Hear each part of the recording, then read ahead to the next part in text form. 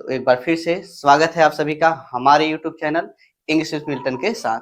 तो आप देखते रहिए हमारे वीडियो को और आपको जरूर पसंद आएगा और जरूर समझ में आएगा। ठीक, तो आज का आपका टॉपिक है नरेशन। नरेशन जो कि क्लास 10th 12th और एसएससी जो भी आपके एग्जामिनेशन है, चाहे वो कंपटीशन के हों और चाहे वो आपके बोर्ड के एग्जाम के हों, सबके लिए बहुत ही इम्पोर्टेंट है। तो इसको आप ध्यान से पढ़िएगा और जरूर आपको समझ में आने वाला है। ठीक, तो देखिए नरेशन। ठीक, तो नरेशन होता क्या है? सबसे पहले तो नरेशन मीन्स होता है बेटा कथन, यानी कि स्टेटमेंट, यानी कि जो सारी चीजें हैं, जो बात कोई कह के चला गया है या फिर जो भी बातें हैं, ठीक, उसी को हम क्या कहते हैं बेटा? नरेशन कहते हैं। यानी कि नरेशन, नरेशन शब्द की उत्पत्ति हुई है नरेट शब्द से। किससे हुई बेटा? नरेट शब्द से, जिसका मीनिंग होता है, नरेशन का मीनिंग होता है बेटा टू से अथवा टू स्टेटमेंट। ठीक, तो सबसे पहले आपका नरेशन, तो नरेशन शब्द की उत्पत्ति हुई है नरेट शब्द से। नरेशन शब्द की उत्पत्ति किससे हुई है बेटा? नरेट से, NARRATE। ठीक, नरेट शब्द से हुई है, जिसका मतलब होता है टू से। क्या होता है? टू से अथवा टू स्टेटमेंट, टू से अथवा टू स्टेटमेंट। ठीक, तो नरेशन यही है। और नरेशन कितने प्रकार का होता है? मतलब कथन, जो वाक्य है, यानी जो स्टेटमेंट है, वो किसी की दी गई स्टेटमेंट है या अपना स्टेटमेंट है, कोई भी स्टेटमेंट है, उस स्टेटमेंट को आप किस तरीके से बोल सकते हैं, इसी को हम नरेशन कहते हैं। अगर किसी भी वक्ता जो है, यानी जो स्पीकर है, उसकी कही गई बात को, यानी उसके स्टेटमेंट को आप उसी के शब्दों में बता दीजिए तो डायरेक्ट नरेशन, और अपने शब्दों में बताइए तो इनडायरेक्ट नरेशन। ठीक, यानी कि नरेशन जो होता है वो होता है बेटा दो प्रकार का। यानी कि पहला होता है डायरेक्ट नरेशन। क्या होता है? Direct narration. ठीक, और दूसरा होता है बेटा इनडायरेक्ट नरेशन। दूसरा क्या होगा? Indirect narration. पहला क्या होता है? डायरेक्ट नरेशन, और दूसरा क्या होता है? Indirect narration. इसको हिंदी में बोलते हैं बेटा प्रत्यक्ष कथन। क्या बोलते हैं? प्रत्यक्ष कथन। ठीक, अब देखो डायरेक्ट नरेशन को डायरेक्ट स्पीच भी कहा जाता है और इनडायरेक्ट नरेशन को बोलते हैं अप्रत्यक्ष कथन। क्या होता है बेटा? अप्रत्यक्ष कथन।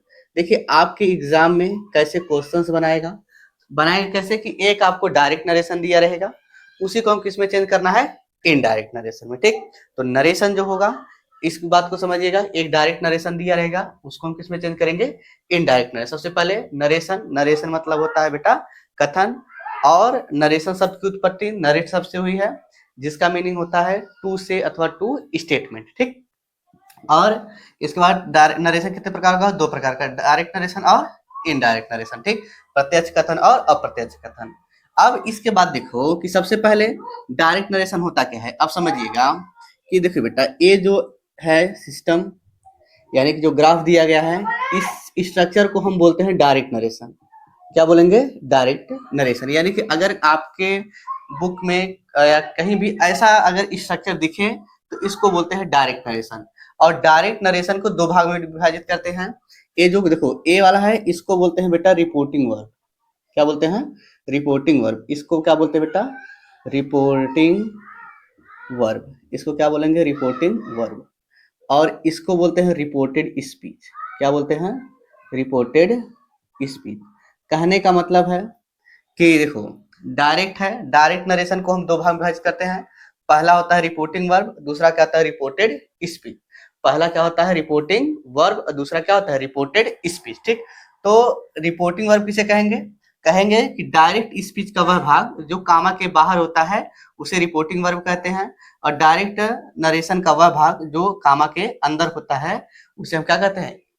आपका रिपोर्टेड स्पीच कहते हैं। ठीक, अब देखिए यहाँ पे जो रिपोर्टिंग वर्ब है, इसके बीच में आएगा बेटा सेड। क्या आएगा? सेड।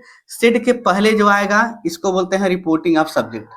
क्या बोलते हैं? Reporting of subject. ठीक, और जो सेड के बाद आता है इसको बोलते हैं रिपोर्टिंग ऑफ ऑब्जेक्ट। क्या बोलते हैं? Reporting of object. इस बात का ध्यान दीजिएगा आप लोग। तो सेड के पहले जो आएगा, यानी देखो रिपोर्टिंग वर्ब में से, सेज, सेड इत्यादि आता है, इसके पहले आने वाला जो वर्ड है उसको हम क्या बोल देंगे? रिपोर्टिंग ऑफ सब्जेक्ट, यानी कि इसको सब्जेक्ट कहेंगे। और सेड के बाद जो आएगा इसको हम क्या कहेंगे? रिपोर्टिंग ऑफ ऑब्जेक्ट, यानी कि ऑब्जेक्ट कहेंगे। ठीक, और कामा इन्वर्टेड कामा है रिपोर्टेड स्पीच। देखो यहाँ पे सबसे पहले मोस्ट इंपॉर्टेंट आपका सारा चीज है कि जैसे बेटा आप सेंटेंस अगर पहचानना जान गए तो आपको नरेशन हल करने में कोई दिक्कत नहीं। अगर सेंटेंस आपको आ गया, जैसे कि आपको कैसे पता चलेगा, सेंटेंस 5 प्रकार का होता है, असर्टिव, इंट्रोगेटिव, इम्परेटिव, ऑप्टेटिव और एक्सक्लेमेटिव। इस चीज को आप अगर जान गए कि मतलब कौन सा सेंटेंस कब आएगा, ठीक, तो आप नरेशन हल कर सकते हैं। सबसे पहले तो ये है आपका डायरेक्ट नरेशन का भाग, और देखो इसको हल करने के बाद जो सारी चीजें मिलेंगे इसको बोलते हैं इनडायरेक्ट नरेशन। क्या बोलेंगे? Indirect narration. क्या बोलते हैं बेटा? Indirect narration. ठीक, तो ये सब आपको समझ में आ गया होगा। बहुत सारी चीजें हैं, आपको बहुत ज्यादा बताना है। तो सबसे पहले आप डायरेक्ट से इनडायरेक्ट कैसे बनाएंगे, आप इस बात को समझिएगा कि सबसे पहले जैसे ये है आपका आपका डायरेक्ट नरेशन का क्या है, आपका स्ट्रक्चर है। इसको बोलते हैं बेटा आरएस यानी कि रिपोर्टेड स्पीच, और इसको क्या बोलते हैं? Reporting verb. अगर आपको सेंटेंस पहचानने आ गया, जैसे रिपोर्टेड स्पीच कैसे पता चलेगा कि असर्टिव सेंटेंस है, कि एक्सक्लेमेटरी है, कि ऑप्टेटिव है, कि इंट्रोगेटिव है, क्या सारी चीजें हैं, कि इंपरेटिव है, ये सब सारी चीजें। ठीक, तो सबसे पहले रिपोर्टेड स्पीच में जो सेंटेंस रहेगा, इस सेंटेंस के अकॉर्डिंग हम उसमें कुछ बदलाव करेंगे। ठीक, तो सबसे पहले डायरेक्ट से इनडायरेक्ट बनाने के नियम में सबसे पहले आपको सेंटेंस पहचानने आना चाहिए। ठीक, तो जैसे मान लीजिए कि सेंटेंस है, सेंटेंस क्या होता है कि the combination of let words, the combination of words or the collection of words which gives a meaning, it is called sentence. We can define it into 5 parts. First of all, we tell about the assertive sentence. तो what is the assertive sentence? सबसे पहले आपका sentence को 5 भागों में विभाजित करते हैं। पहला होता है बेटा असर्टिव। क्या होता है? Assertive sentence. ठीक, इसको विधि सूचक वाक्य कहते हैं। दूसरा होता है बेटा इंट्रोगेटिव। दूसरा क्या होता है? Interrogative sentence. दूसरा क्या होगा बेटा? Interrogative sentence. और तीसरा होता है बेटा इंपरेटिव सेंटेंस। क्या होगा? Imperative sentence. ठीक, इंपरेटिव सेंटेंस। और चौथा होता है बेटा ऑप्टेटिव। क्या होता है? Optative sentence. इसके बाद पांचवा होता है एक्सक्लेमेटरी, EXCLAMATORY, एक्सक्लेमेटरी सेंटेंस। ठीक, अब देखिए यहाँ पे जैसे असर्टिव सेंटेंस कब होगा, या इंट्रोगेटिव कब होगा, इंपरेटिव कब होगा, ऑप्टेटिव कब होगा, एक्सक्लेमेटरी कब होगा। ठीक, यानी कि रिपोर्टेड इश्यूज, ये सब सारी चीजें आएंगी, तो हम कैसे पता चलेगा कि असर्टिव है, कि इंपरेटिव है, कि एक्सक्लेमेटरी। ठीक, तो सबसे पहले इसका पहचानने का तरीका है कि जो असर्टिव सेंटेंस होता है ये बेटा या तो नाउन से स्टार्ट होगा या तो प्रोनाउन से। किससे स्टार्ट हो बेटा? नाउन या प्रोनाउन से। नाउन क्या होता है? किसी व्यक्ति वस्तु का नाम हो जाएगा। और प्रोनाउन क्या हो जाएगा? जैसे ही, सी, इट, आई, वी, यू और दे। ठीक, यानी कि जब आपका रिपोर्टेड स्पीच किसी नाम से या ही, सी, इट, आई, वी से प्रारंभ रहे तो कौन सा सेंटेंस हो जाएगा? असर्टिव। तो असर्टिव के लिए हम इनडायरेक्ट नरेशन कुछ अलग नियम अप्लाई करेंगे। और इंट्रोगेटिव क्या होगा? इंट्रोगेटिव दो तरीके से आएगा, या तो ए हेल्पिंग वर्ड से प्रारंभ होगा या तो WH यानी कि क्वेश्चन वर्ड से प्रारंभ होगा। ठीक, जैसे हेल्पिंग वर्ड जैसे can, could, may, might, would, should, सब क्या होता है? जैसे is, am, are, was, were, has, have, can, could, may, might, would, should, सब क्या होता है बेटा? हेल्पिंग वर्ब होता है। तो अगर इससे हेल्पिंग वर्ब से स्टार्ट हुआ रिपोर्टेड, ये समझ लेना कि इंट्रोगेटिव सेंटेंस है। इसके लिए हम कुछ अलग रूल अप्लाई करेंगे। अगर WH जैसे वाट हो गया, वेन हो गया, वेयर हो गया, सब क्या होता है? WH होता है, क्वेश्चन वर्ड होता है। अगर क्वेश्चन वर्ड से स्टार्ट हुआ रिपोर्टेड स्पीच, इसके लिए कुछ अलग करेंगे। इंपरेटिव सेंटेंस के लिए क्या है कि ये जो इंपरेटिव सेंटेंस होता है ये मेन वर्ब के फर्स्ट फॉर्म, या फिर डोंट, DONT, डोंट, या फिर प्लीज, काइंडली, ठीक, या फिर लेट, इससे स्टार्ट होगा। यानी कि अगर इंपरेटिव सेंटेंस की क्या पहचान है कि या तो मेन का फर्स्ट फॉर्म से स्टार्ट होगा रिपोर्टेड स्पीच, या तो डोंट से होगा, या तो प्लीज, काइंडली अथवा लेट से होगा। ठीक, और ऑप्टेटिव सेंटेंस की क्या पहचान होगी कि यह बेटा मे से स्टार्ट होगा, इसके लास्ट में एक्सक्लेमेटरी मार्क दिया रहेगा। और इसके बाद एक्सक्लेमेटरी क्या है कि यहाँ पे एलाउ से प्रारंभ हो सकता है, इसके बाद ब्राउ से प्रारंभ हो सकता है। ठीक, इसके बाद हुर्रा से प्रारंभ हो सकता है। ठीक, या फिर वाट ए, या फिर हाउ। ठीक, इन सब सारी चीजों से प्रारंभ होगा। तो यदि रिपोर्टेड स्पीच नाउन अथवा प्रोनाउन से प्रारंभ होगा तो असर्टिव सेंटेंस, उसके लिए हम अलग रूल अप्लाई करेंगे नरेशन के लिए। अगर बेटा हेल्पिंग वर्ब अथवा क्वेश्चन वर्ड से प्रारंभ हुआ तो उसके लिए कुछ अलग करेंगे।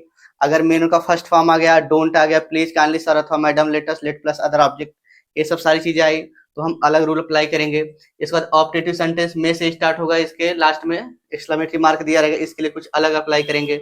और एक्सक्लेमेटरी में क्या होगा?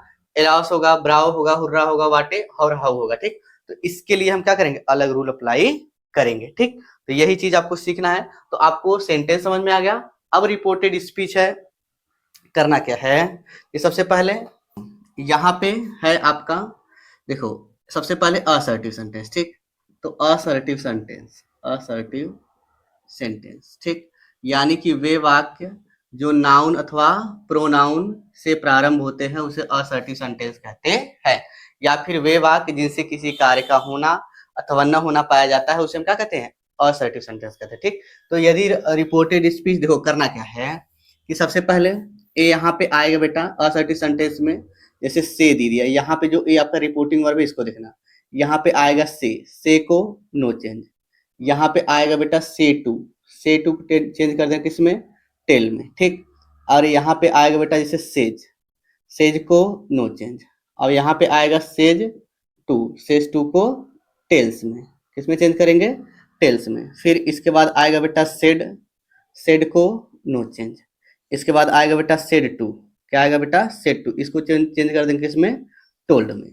और कामा, इन्वर्टेड कामा के स्थान पे लगा देंगे आप लोग दैट, क्या लगाएंगे, दैट, ठीक। जैसे यही है, ये सब सारी चीजें कहाँ पे आएंगे, रिपोर्टिंग वर्ब में। अभी रिपोर्टेड स्पीच में आप लोग को नहीं बता रहा हूँ, ठीक। अब देखिए जैसे मैं बोला कि सी सेज, क्या बोला बेटा, she says to me, she says to me, comma inverted comma, हो गया बेटा कि he is Ram, he is Ram. अब देखिए यहाँ का रिपोर्टेड स्पीच देखो बेटा, ए आपका प्रोनाउन से प्रारंभ हुआ कि नहीं, ए आपका कौन सा सेंटेंस होगा, असर्टिव सेंटेंस हो गया, ठीक। तो सबसे पहले he says to me he is Ram, तो अब इसको ऐसे करेंगे, ही सी हो गया, ठीक। अब सेज टू को है, तो सेज टू कहाँ पे आया है, यहाँ पे आया है, ठीक। अब सेज टू किस में चेंज कर दिए, टेल्स में, तो यहाँ पे क्या लगा देंगे, इसे टेल्स लगा देंगे। फिर यहाँ पे बचा क्या, मी हो गया। फिर अब देखो इसको हटाएंगे, क्या लगा दिए, दैट, यहाँ पे क्या लगा देंगे बेटा, दैट लगा देंगे, ठीक। अब ये जो बड़े में इसको छोटे में कर दो, ही इज राम। देखिए आपका नरेशन हल हो गया, आगे समझ में।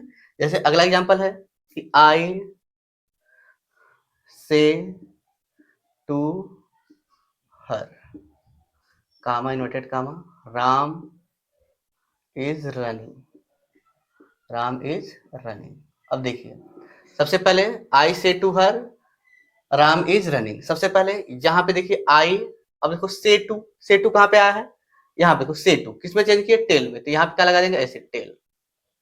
फिर यहाँ पे क्या हो जाएगा, हर। फिर इसको हटाने के लिए क्या लगा देंगे, दैट। फिर इसको आपका प्रॉपर नाउन है, इसको ऐसे लिखे, राम इज रनिंग, ठीक। ये सब सारी चीज आपको करनी है, आया समझ में। तो सबसे पहले इतना समझ में आ गया, तो आप देखिए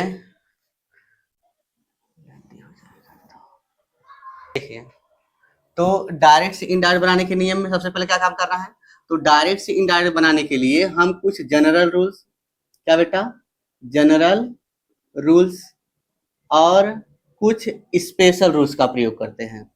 यानी कि डायरेक्ट से इनडायरेक्ट बनाने के लिए हम कुछ जनरल रूल्स तथा कुछ स्पेशल रूल्स का प्रयोग करते हैं। देखो जनरल रूल्स क्या होता है कि वे नियम जो सभी प्रकार के वाक्यों में लागू होते हैं उसे जनरल रूल्स कहते हैं। जैसे आपका पहला होता है चेंज ऑफ पर्सन, क्या होता है बेटा, चेंज ऑफ टेंस, पहला क्या होता है, चेंज ऑफ टेंस। दूसरा होता है चेंज ऑफ पर्सन, क्या होता है, चेंज ऑफ पर्सन। और तीसरा होता है चेंज ऑफ वर्ड, यानी कि चेंज ऑफ टेंस मतलब काल परिवर्तन, चेंज ऑफ पर्सन मतलब व्यक्ति परिवर्तन या पुरुष परिवर्तन, चेंज ऑफ वर्ड का मतलब शब्द परिवर्तन, ठीक। तो आप समझिएगा कि वे नियम यानी कि जरूर क्या होते हैं कि वे नियम जो सभी प्रकार के वाक्यों में, यानी कि आपका 5 प्रकार का वाक्य है, असर्टिव, इंट्रोगेटिव, इंपरेटिव, एक्सक्लेमेटिव और ऑप्टेटिव, ठीक। आप पांचों प्रकार के वाक्यों में जो लागू करते हैं उसे हम क्या कहते हैं, जनरल रूल्स कहते हैं, ठीक। जैसे आपका अब कितने प्रकार का होगा, 3 प्रकार का, change of tense, change of person, change of word. और स्पेशल रूल्स क्या होता है कि वे नियम जो सभी प्रकार के वाक्यों में क्या होते हैं, अलग अलग होते हैं, उसे हम स्पेशल रूल्स कहते हैं, ठीक। तो ये सब सारी चीजें हैं। अब देखिए चेंज ऑफ टेंस क्या होता है, चेंज ऑफ टेंस, ठीक, चेंज ऑफ टेंस। अब देखिए चेंज ऑफ टेंस क्या होता है बेटा कि अगर रिपोर्टिंग वर्ब, अगर देखो जैसे यहाँ पे है, यहाँ पे देखिएगा, ठीक, ए इसको बोलते हैं आर्यस और इसको क्या बोलते हैं, आरवी बोलते हैं। ठीक, तो अगर रिपोर्टिंग वर्ब प्रेजेंट अथवा फ्यूचर टेंस में होगा, ठीक, यानी कि यदि रिपोर्टिंग वर्ब प्रेजेंट या क्या होगा बेटा, फ्यूचर होगा, प्रेजेंट होगा या फिर क्या होगा, फ्यूचर होगा। ठीक, तो रिपोर्टेड स्पीच के टेंस में, यानी कि जो यहाँ पे टेंस रहेगा, यानी जो हेल्पिंग वर्ब रहेगा, वो उस हेल्पिंग वर्ब में परिवर्तन नहीं करेंगे। यानी कि यदि रिपोर्टिंग वर्ब प्रेजेंट अथवा फ्यूचर में हो। अच्छा, कैसे पता चलेगा कि प्रेजेंट है कि फ्यूचर है? देखो, प्रेजेंट के लिए क्या होगा, यहाँ पे से आएगा, से जाएगा, या फिर विल या सेल आएगा। ठीक, तो आप समझिएगा इस बात को कि अगर रिपोर्टिंग वर्ब में आपका से, सेज, विल या सेल आया तो समझिएगा कि रिपोर्टिंग किस में है, प्रेजेंट अथवा फ्यूचर में। तो उसमें जो रिपोर्टेड स्पीच होगा उसके काल में, यानी कि उसके हेल्पिंग वर्ब परिवर्तन नहीं करेंगे। जैसे मैं आपको बता, जैसे बोला कि सी सेज, सी सेज, अब देखो फिर comma inverted comma, he is Rahul, he is Rahul. अब देखिए यहाँ पे बेटा क्या है, सी सेज, अब को सेज आ गया कि नहीं, अब सेज कौन सा हो गया, प्रेजेंट में हो गया। अब क्या काम करेंगे, इसके हेल्पिंग और परिवर्तन नहीं करेंगे, ऐसे लिखेंगे she says, S A Y S. ठीक, अब सेज है, सेज को सेज में ही लिखिए, फिर इसको हटाने क्या लगा देंगे, दैट, फिर इसको छोटे में कर दो, ही इज राहुल। अब देखिए ये आपका नरेशन हल हो गया। विल चला आएगा, जैसे सी विल से, ऐसे। ठीक, तो इतना समझ में आ गया। इसके बाद देखिए, अब देखिए इसके बाद आपका होता है दूसरा नियम, मतलब जो चेंज ऑफ टेंस होता है वो दो प्रकार का होता है। एक क्या है आपका, पहला है, पहला मतलब कि यदि रिपोर्टिंग वर्ब प्रेजेंट अथवा फ्यूचर टेंस में होगा तो रिपोर्टेड स्पीच के टेंस में कोई बदलाव नहीं करेंगे।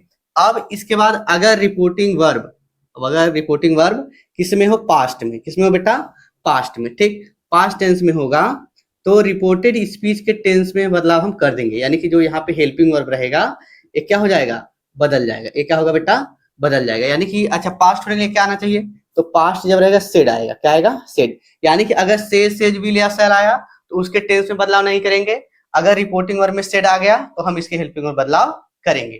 ठीक, अब बदलाव कैसे, प्रेजेंट है, प्रेजेंट इंडेफिनिट टेंस, इसको चेंज कर देंगे पास्ट इंडेफिनिट टेंस में, और पास्ट इंडेफिनिट चेंज हो जाएगा पास्ट परफेक्ट टेंस में।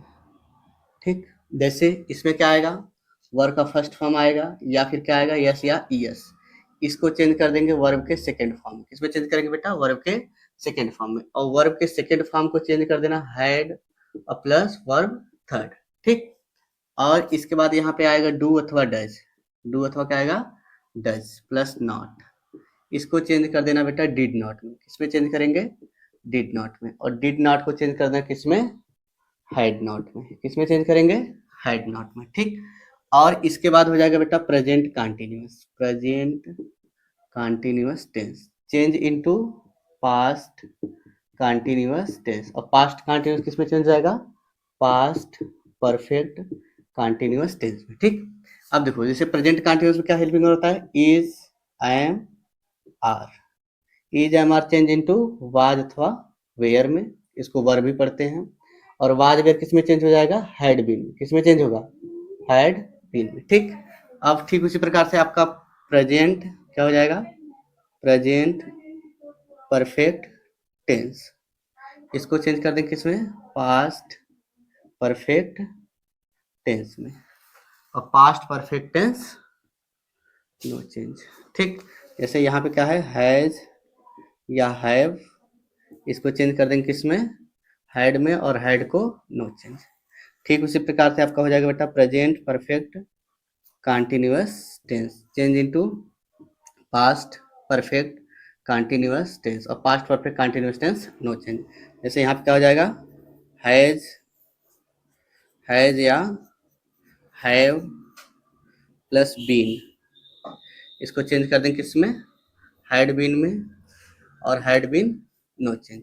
यही चीज आपको यहाँ पे सीखना है। तो ऐसे जैसे वर्ब के फर्स्ट फॉर्म में ऐसे इस रहेगा रिपोर्टेड स्पीच में, सेकंड फॉर्म में चेंज कर देंगे, सेकंड फॉर्म को हैड प्लस वर्ब थर्ड में, और डू या डज प्लस नॉट को डिड नॉट में, और डिड नॉट को हैड नॉट में। इसके बाद इज एम आर को वाज वेयर में, और वाज वेयर को हैड बीन में। हैज हैव को हैड में, हैड को नो चेंज। हैज हैव को हैज हैव बीन को हैड बीन में आप चेंज कर सकते हैं। ठीक, तो ये है आपका चेंज ऑफ टेंस। और जितनी भी सारी चीजें हैं मैं आपको बारी बारी से पढ़ाऊंगा। तो आज के लिए बस इतना ही, अगले एपिसोड में देखिएगा नया टॉपिक।